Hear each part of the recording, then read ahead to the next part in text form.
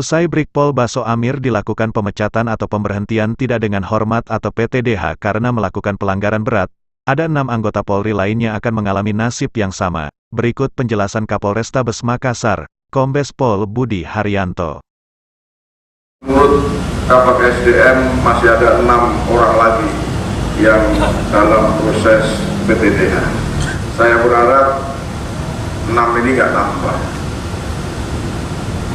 Namun kalau harus terpaksa kita keluarkan, ya saya hanya bisa turut berduka ketika ada penambahan rekan kita yang akan di PTDH.